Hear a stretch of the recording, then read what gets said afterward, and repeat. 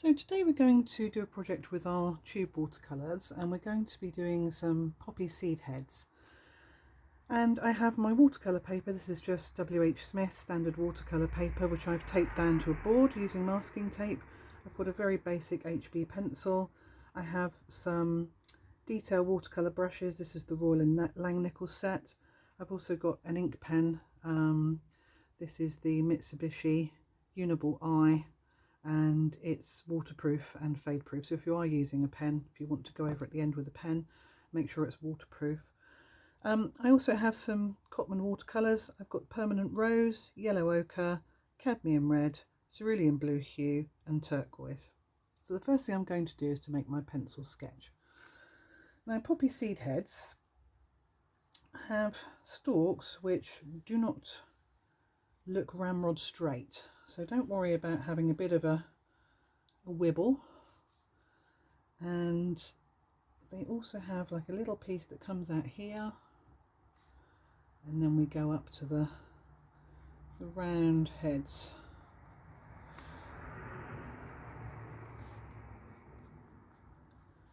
Like so. And then at the top they have almost like a little crown. I want to sort of just do it not as a kind of regular crown, but just as a sort of sketchy crown. And then we're just going to come back down on the other side and match what we've done. So we'll keep the stem at a regular thickness. It doesn't kind of taper between thick and thin. So that's our first seed head. And then what we can do if we wish is we can just add a bit of texture on here, because what we can do is we can actually go over this with ink pen at the end. So if you want to put some pencil guidelines in, and I'll do this on the first one, this would kind of indicate a little bit of shadow area, and then here as well a little bit of shadow area, and perhaps a few sort of grooves on the stem. So if you want to add detail at this stage, you can make a sketch similar to this. And then we're going to do some ones at different heights. So I'm going to do a slightly smaller one. Because it's smaller, it's going to be younger. It's going to have slightly thinner looking stem. Then we have this kind of ridge detail here. And we come up to the neck of the bulb. And this circle is going to be slightly smaller because it's a younger seed head. And we do the fun, sketchy, scribbly crown bit at the top.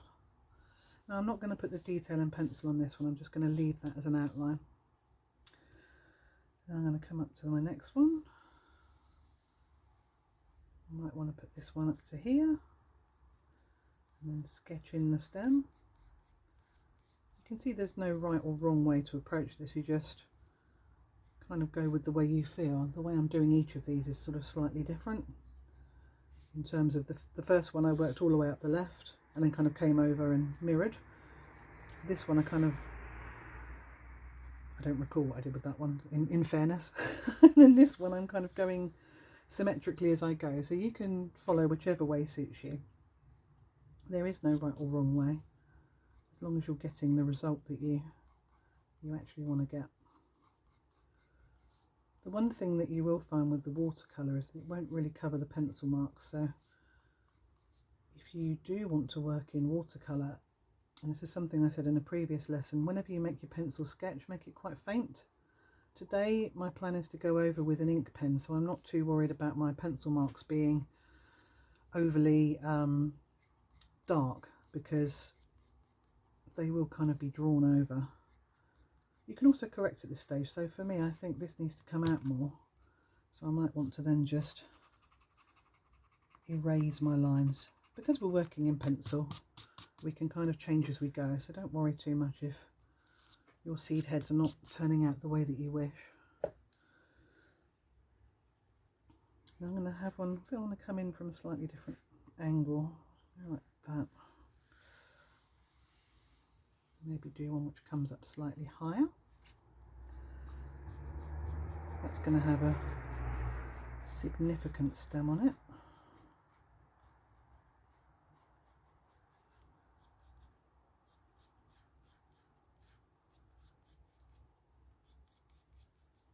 don't always show this stage of the project where I make the pencil sketch, so I thought today I would kind of work from the beginning with you so you can follow along on a sketch, and then that way we're not tracing things. So this is kind of practicing your drawing skills. This is going to have quite a nice large bulb at the top, and we do the scribbly crown. There we go. And then for the final one, I think I'm going to come in from a slight angle over here.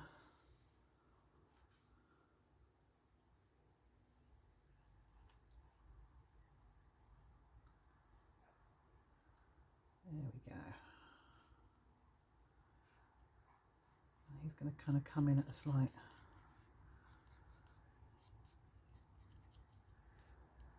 angle over here, like so. And there we go, that's the pencil sketch done. So next thing to do is to mix up some watercolour. So if you've never done this before, it's very simple. Just open your tube, and then you only need a small amount. So what you do find is when it's been sat around for a while, it can go like this. So all I do, if your tubes clog, if they have been sat around a while like mine have, just dig them out and encourage some colour to come out. I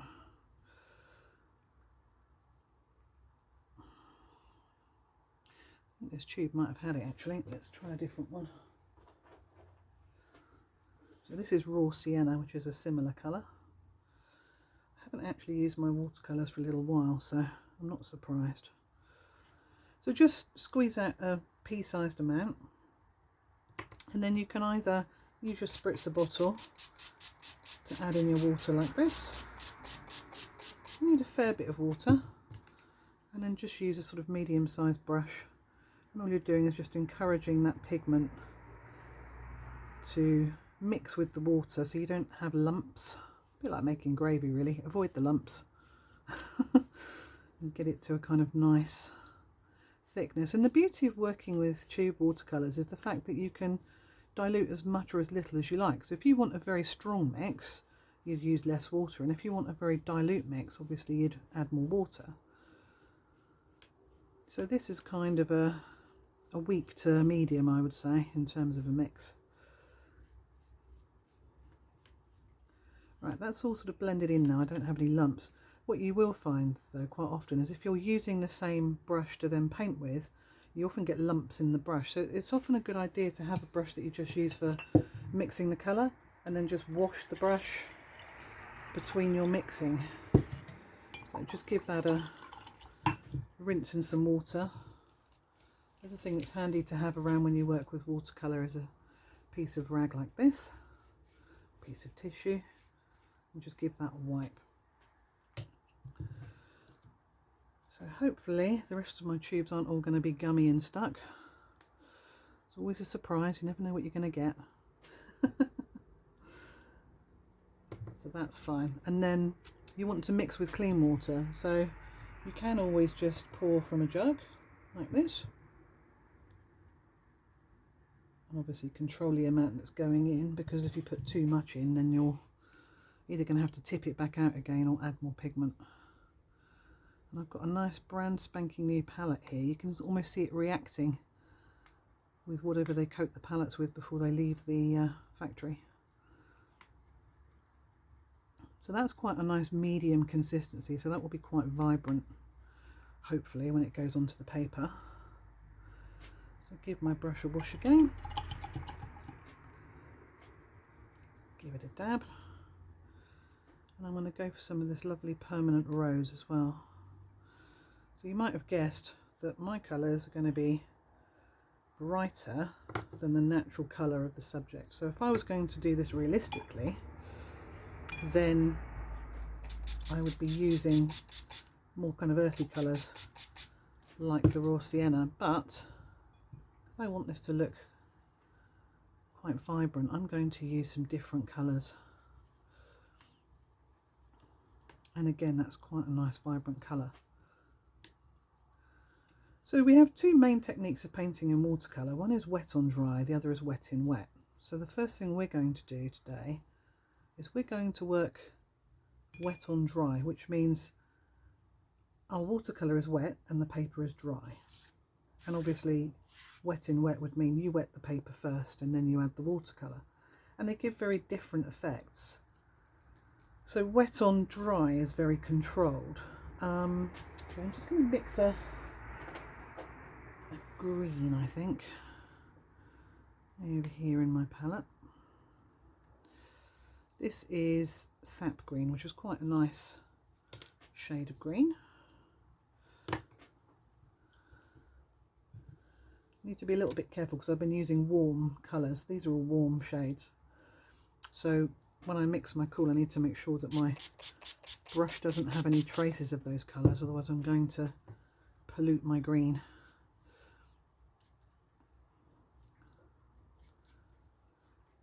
A bit more water. The other way you can add water is to just dip your brush into a clean jug of water and just add it a little at a time. And if you're not confident with mixing, then that might be a good first pass. Just going to add a little bit more water.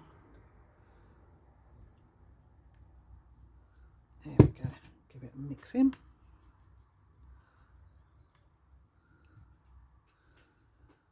I'm actually going to have another jug of water for my cool colours. You don't have to do that, but it's good practice if you want to keep things really clean.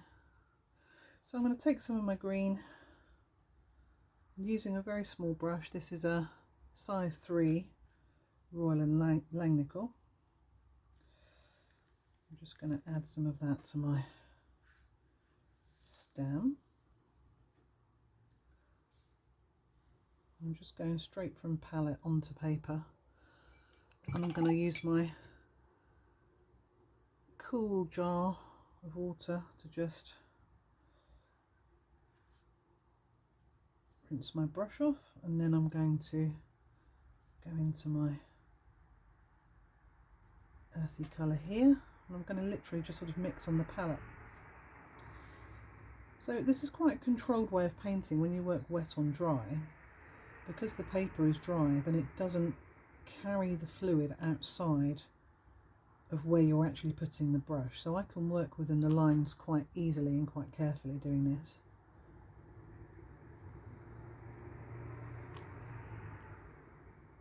If any of this paper were wet, then the pigment would just flow to where the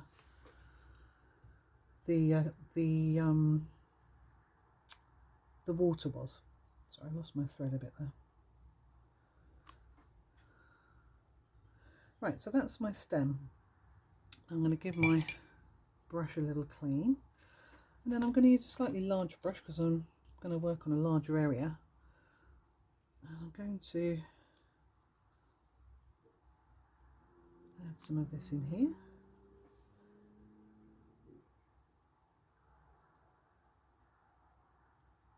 I think these are normally kind of like a buffy sort of greyish colour when they reach this stage. They're not usually this vibrant a colour, but we're not going to worry about that for the purposes of this exercise. If you're wondering why I'm going between these and not cleaning my brush, it's because they're both warm shades, so there shouldn't be a problem. And also, because I'm using very minimal amounts, it shouldn't be enough to dilute the colour too much. Now if you want a stronger colour, you can just go over where you've painted. If your colour that you think is too weak, then add more pigment in your palette to your mix and mix it more strongly.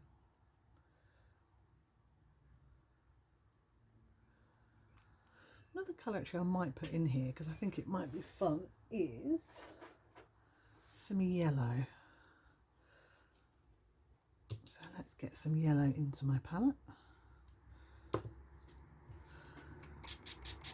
If you are using a spray method, just be very careful when you spray into your palette that your colour's not shooting up and going into your other shades, otherwise you're going to end up making some strange mixes. So because I'm going to use this brush to apply the paint, I'm mixing with this brush because it just makes sense to not have to use another brush, but I just need to be careful that I don't end up with all of this. I don't know if you can see, you end up with the pigment in your brush, so use the sides of the palette to just encourage the pigment off the brush. And if you're really concerned about that, then you can always take your brush from the palette, just wipe those pieces off your brush, and then they should be gone.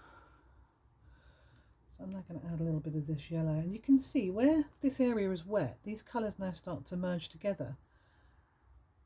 So in a sense, we're kind of working wet and wet here in this area, even though I haven't pre-wet the paper. What we're doing is we're actually doing sort of mixing as we go, if you like. So these colours now sort of coalesce and merge in situ. And if I were to sort of move the paper around, then this would all start to run and do all kinds of crazy things. So if you are working wet on dry, you need to be a little bit careful. But we're getting some quite nice mixes. Now the piece we need to be careful of is where we're working from this cool green into our warms. And these brushes have a really nice kind of fine point to them, so use that to your advantage. And maybe even don't go right up to where the join is. Just leave a tiny bit of white, because we're going to go over that with our pen anyway.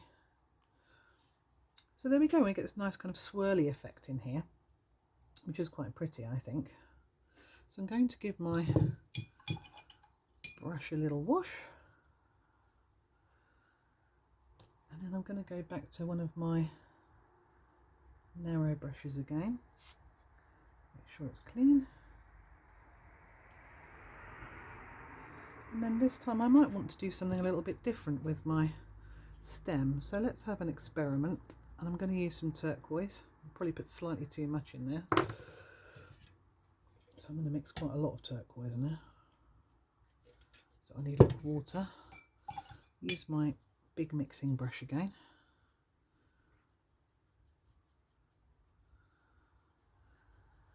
But watercolour has a reputation for being a bit wishy-washy, and I think you can see these colours are actually really vibrant. So I think it's a question of how much water you add to them. It's also a question of mindset in your approach. Some people just naturally, like myself, like saturated, vibrant colour.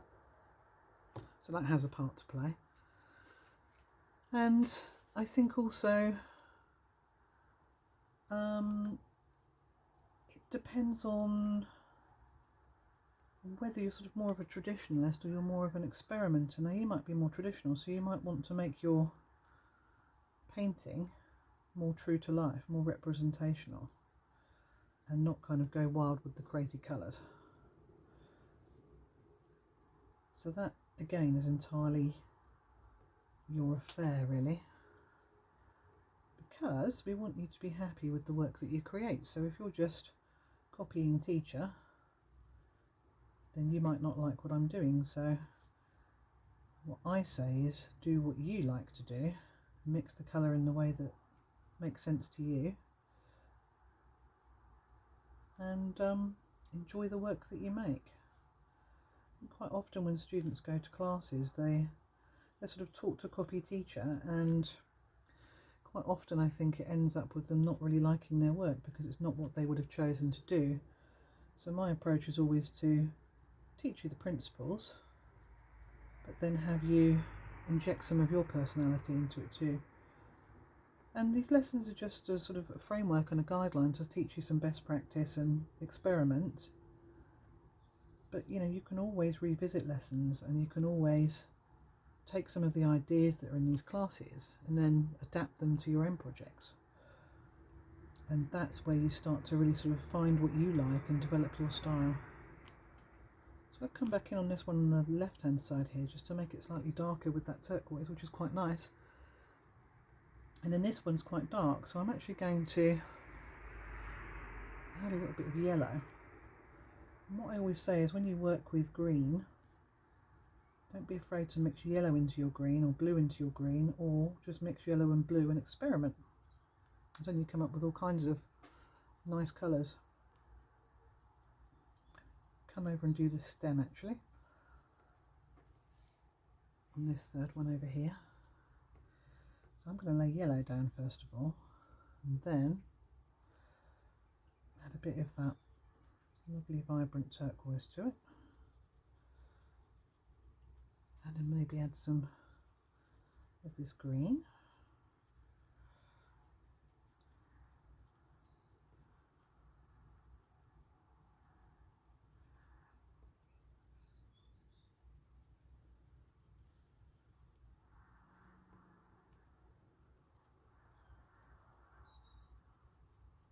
It's quite good fun to experiment. What we tend to do when we work with watercolours, we work light to dark because it's easier to darken than it is to lighten.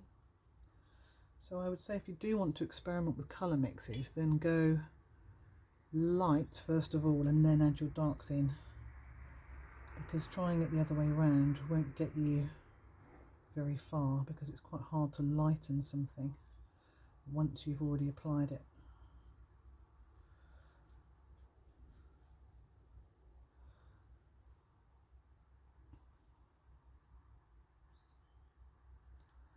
And I'm not really worrying about things like light sources and things like that here, because this is sort of a semi-abstract really.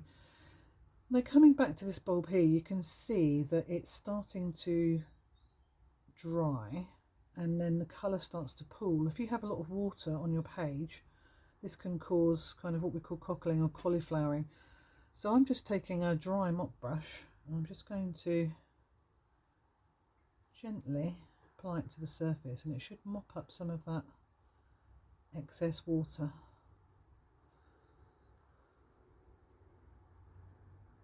So if it's too wet, this is quite a nice delicate way to just mop up the excess. And then if you want something to be more colourful, you could even just come with your little brush here and get a tiny amount of pigment, and you could always just add that pigment straight onto the paper, and then that will give you a really vibrant colour there. And if it's too vibrant, just add a little bit of water to your brush and then just pull the colour in like so. And if it's still too wet, come back with your mop brush and just mop up. There we go.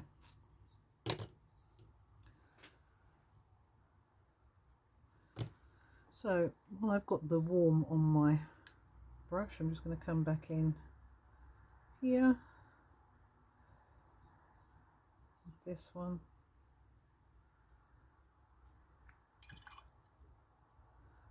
I'm going to use some yellow.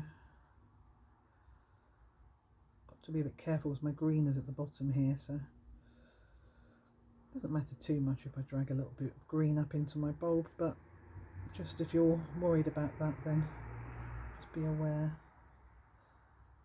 The nice thing about working wet on dry is the fact that you can really control where the colour goes, because it's only those areas where your brush or the water is that you're actually going to colour in effect. Working wet on wet is a whole other ball game. Still think this doesn't have enough pigment, so I'm going to just come back over here and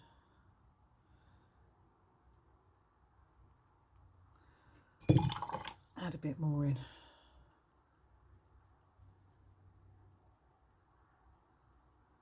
So if you are getting something that's a bit too wishy-washy for your taste, have a go at just mixing on the page. If you want those colours to just mix, then just go like so. So you can see my greens come out here, but I'm not overly worried. I do think this is a little bit insipid,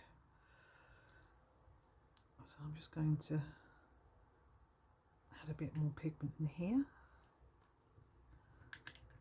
If you have a lot of water already in the palette, it's quite hard to get a stronger mix. But you can see, compared to that lovely orange here, this is kind of quite tame, I would say.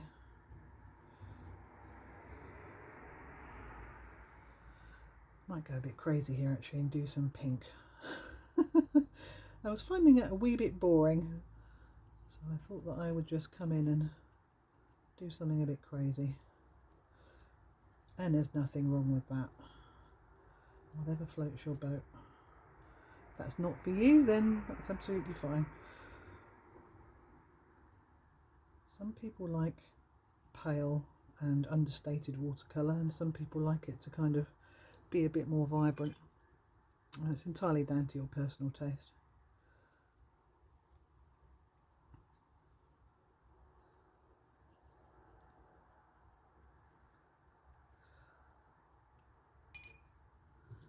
Just going to give that a bit of a mop.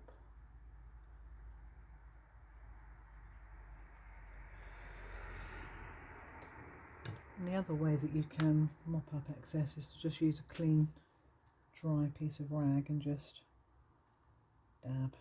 That'll have the same effect. And if you take off too much colour, then just add some more in. So that's kind of needing a wee bit of yellow there.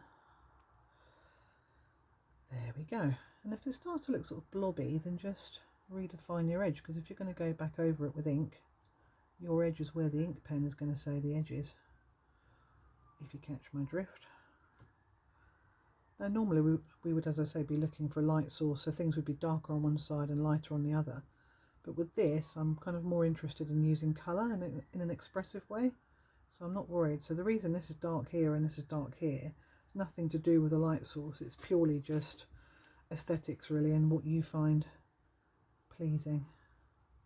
So don't worry about that if you're wanting to do something in a similar style to me, that's absolutely fine.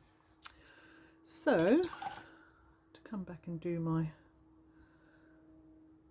stem,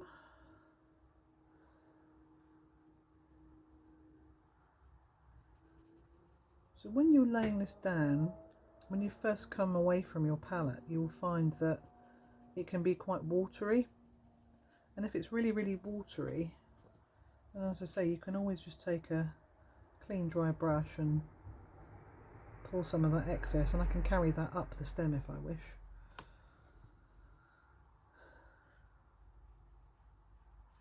But you can really sort of play with how dilute things are. I don't want this to sort of look like a rainbow or a stripy straw, so I'm going to carry on kind of mixing on the page, like so.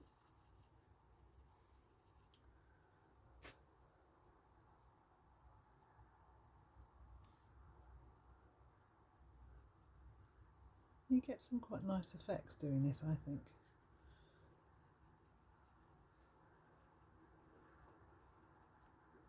It's quite fun to just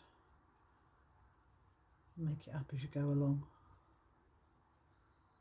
It's kind of like art with no pressure really, because you can't really get it wrong if you're making it up as you go along. If you're doing something imaginative, who's to say it's right or wrong? So it's quite nice to have that freedom to just play really. And as you play, you learn.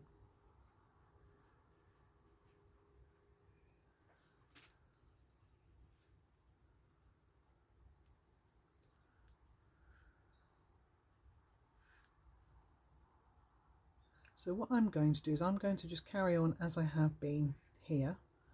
I'm going to finish these off and then wait for this to dry, and then I'll come back in the next video and we'll do the background.